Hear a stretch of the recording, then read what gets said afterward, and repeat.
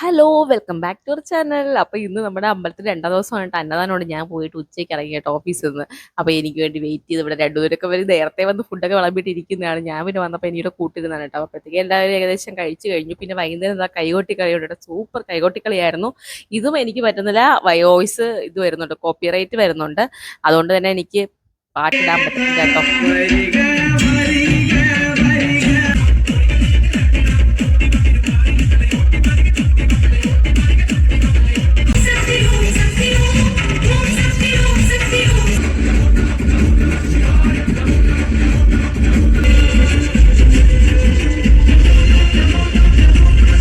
നല്ല തിരക്കും ഉണ്ടായിരുന്നു അമ്പലത്തിലെ.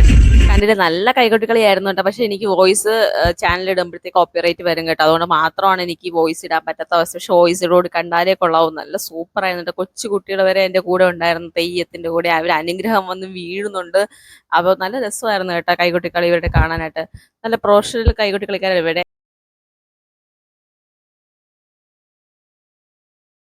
തിരുവാഴൂരിൽ നിന്നോ തിരുവിതാംകൂറിൽ നിന്നോ വന്നു നീ സ്വരജതി പാടും.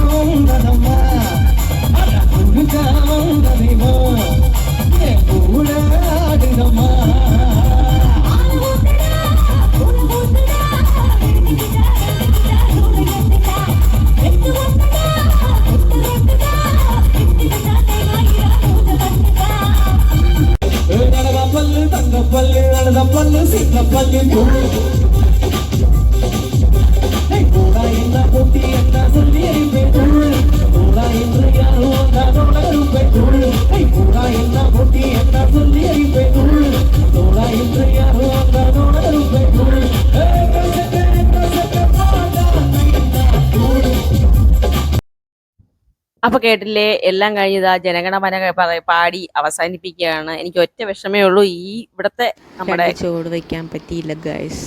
എന്തായാലും ആ ഒരു വിഷമം എന്നും എൻ്റെ ഉള്ളിൽ കാണും. അപ്പോൾ എൻ്റെ